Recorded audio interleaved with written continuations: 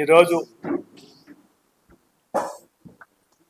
Current ఛార్జీల మీద తెలుగుదేశం పెంచిన ఛార్జీల మీద ఈరోజు ప్రెస్ మీట్ పెట్టడం జరిగింది.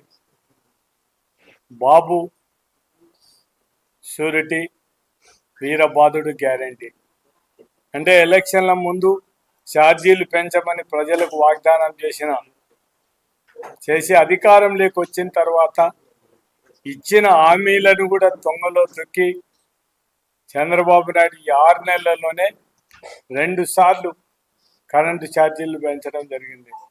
ఫస్ట్ 6,72,000 కోట్లు ఫస్ట్ పెంచడం జరిగింది.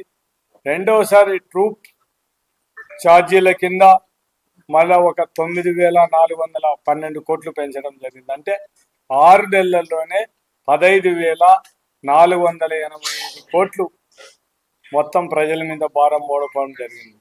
అంటే చంద్రబాబు నాయుడు ఆయన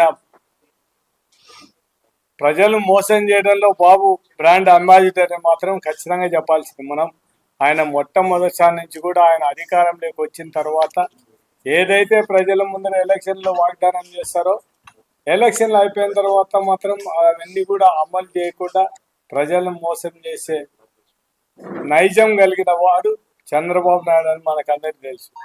ఎలక్షన్ల ముందర అందరికి కూడా మాటలు చెప్పడం జరిగింది. మేము సూపర్ 6లు పెట్టాం, మీకు అందరికి కూడా జగన్మోహన్ రెడ్డి కంటే ఎక్కువ మేము పథకాలు ఇచ్చేస్తాం, జగన్మోహన్ రెడ్డి ఇచ్చిన దానికంటే డబుల్ ఇస్తామని చెప్పాం.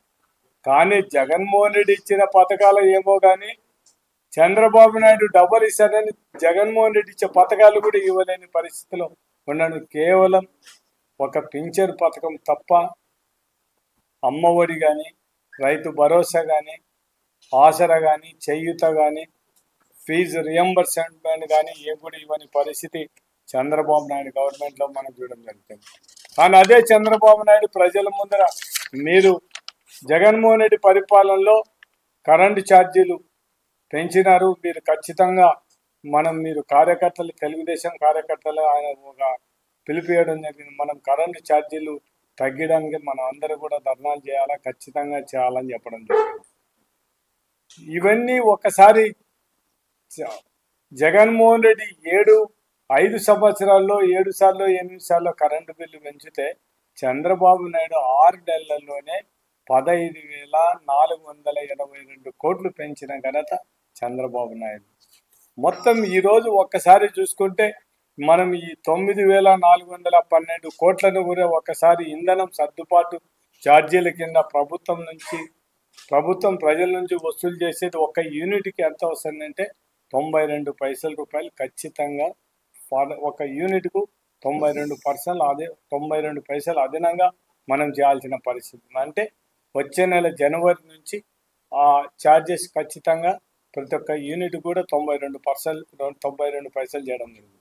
అదే దీపావళి పండగ రోజే రాష్ట్ర ప్రభుత్వం మీద 6,072 కోట్ల రూపాయలు కూడా కోట్ల భారం.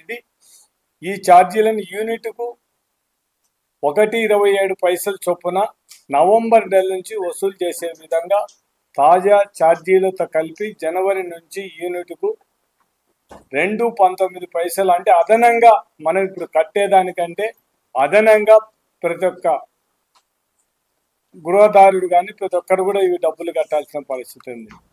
అంతకుముందు మనం గతంలో 6,072 కోట్లు ఇప్పుడు వాళ్ళు ఏదో కావాల్సినవి టిక్కేసుకొని పంపిస్తున్నారు. ఇప్పుడు సిలిండర్లు ఇచ్చేది కూడా ఒక సిలిండర్ మార్చి వరకు ఇప్పుడు 2 సిలిండర్లు కూడా ఎత్తేసేదేం కాదు, మళ్ళీ వచ్చేది ఏమి ఉండదు. ఊరికే ఏదో ఇచ్చినామని కళ్ళ నీళ్లు దూరుకోవడానికి తప్ప చేసేది ఏం లేదు. కేవలం ఓట్ల కోసం మోసం చేసినారు, ఓట్లు వేయించుకున్నారు, అయిపోయింది. అవసరం లేదనుకుంటున్నారు ప్రజలతో.